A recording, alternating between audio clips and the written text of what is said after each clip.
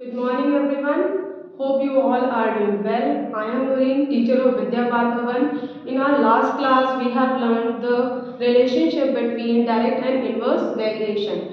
Now, we have just learned how to do and how to identify a particular question or particular value, that whether it is in direct variation or inverse variation. Now, let's move to the example number 2.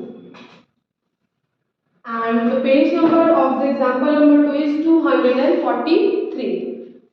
Example number 2 is asking you find the value of P and Q if M, X and Y vary directly. Now let's write the question.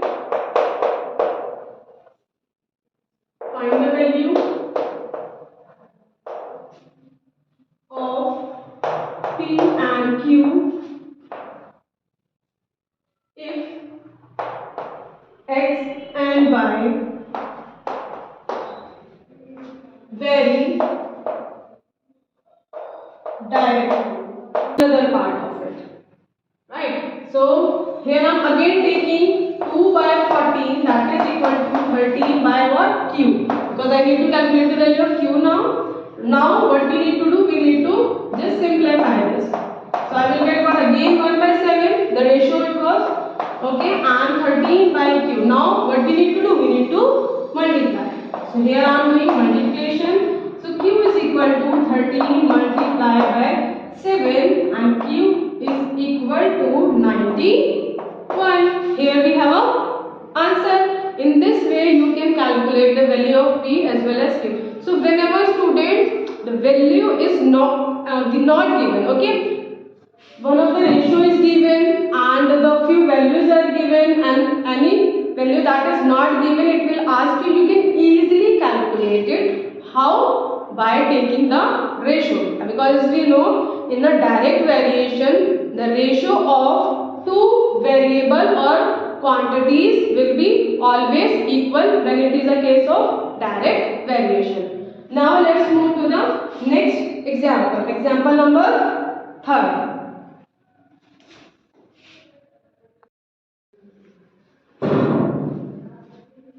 Okay, now let's begin example number 3. Again, in this question we have to find whether the given data or the given table the values are in direct variation or not. So here we need to calculate this. So as we know, for calculating the given value is in direct variation or not, what we need to do? Again we need to calculate the ratio. If they have a same ratio, they have a particular constant value, so in that case it will be what? It will be direct variation. Now let's do this for Arun. I am calculating for Arun. In first term marks he got 81 and in second term he got 93. So here I am taking the ratio of 81 divided by 93 and this one will be equal to 27 divided by 31. Right? Now in a similar way calculate the ratio for Arun, the ratio that he between two terms in first term and second term. We are calculating the ratio of the marks he got in first term and second term. So Amit got 80 and divided by 85. So as you can see, it will be equal to 16 by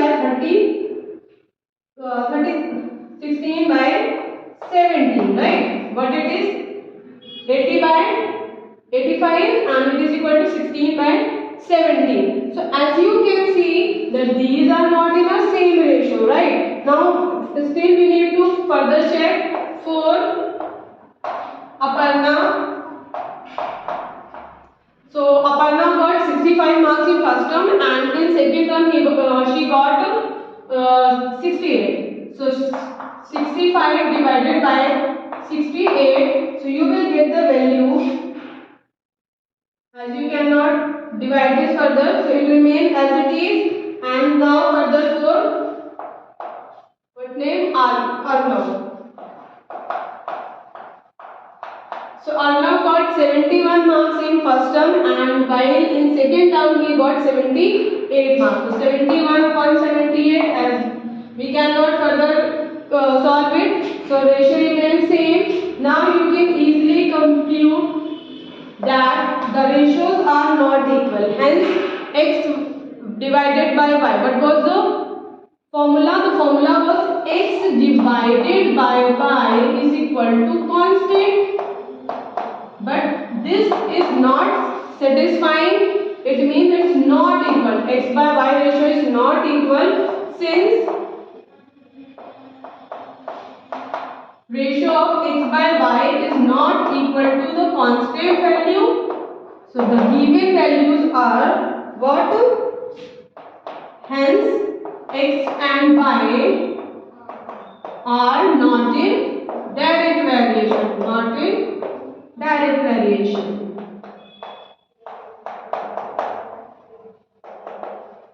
So students, hopefully you are getting that how we can calculate. It's very simple actually.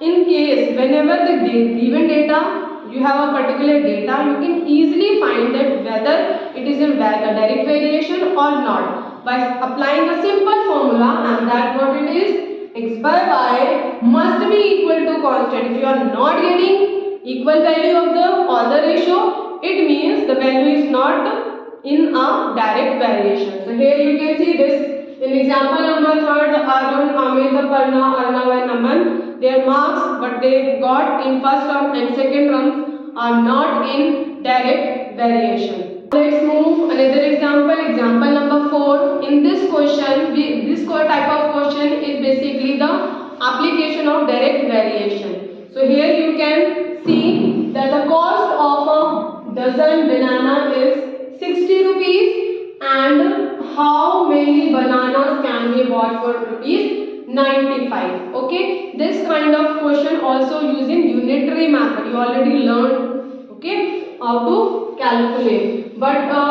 for this kind of question, whenever there is a type of question given in which you need to calculate the value of that how many bananas, like it is asking you. So first of all, we need to make the table. Without table, don't do this question. Basically, you can do, but I am just suggesting you, and I just prefer that you will do this question only by this method. I am not restricting that you will do only this method, but this is the quite convenient and easy method. That's why I am suggesting you do this with the making of table. So here I am drawing a table, whatever the data I have here. Now let's draw the table, and the table is x and y. One thing is given number of bananas,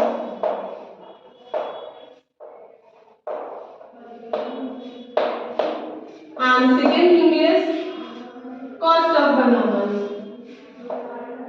Cost, that is in rupees, right?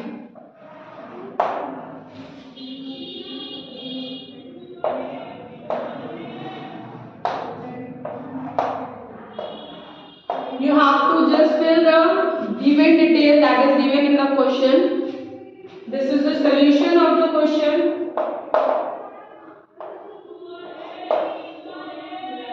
So number of bananas and cost. Number of banana is what? It is given 1 dozen. In 1 dozen, how many bananas? As we know, 12. So in 1 dozen, it cost is 60 rupees, and it is asking for 95 rupees. Suppose you have, then how many bananas you can buy. So I am just letting this value as a x. Now let number of bananas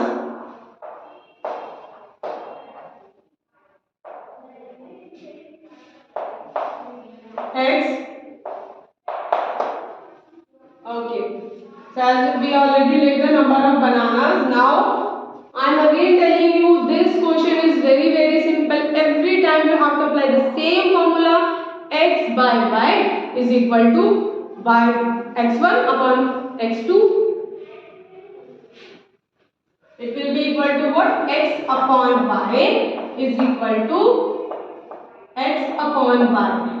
So you have to write what? X1, y1, x2, y2. This one is my x1, this one is my y1, x2 and then y2. Here I am just taking this value as a x2. Now put the respective value. When you will just put the value, 12 by 16 is equal to x2 divided by 95. So you can easily calculate. 12 ones are 12, 12 fives are 16. Now calculate this value further. 1 by 5 is equal to x2 divided by 95. You need to do what further? You need to take the cross multiplication. So in cross multiplication, 95 multiplied by 1 while x2 multiplied by 5. Now simply you need to do what? Divide. So you will get the value of x2. 5 ones are 5, 5 9s are 40. So value of x2 is what? Value of x2 is 19. So 19 banana you can buy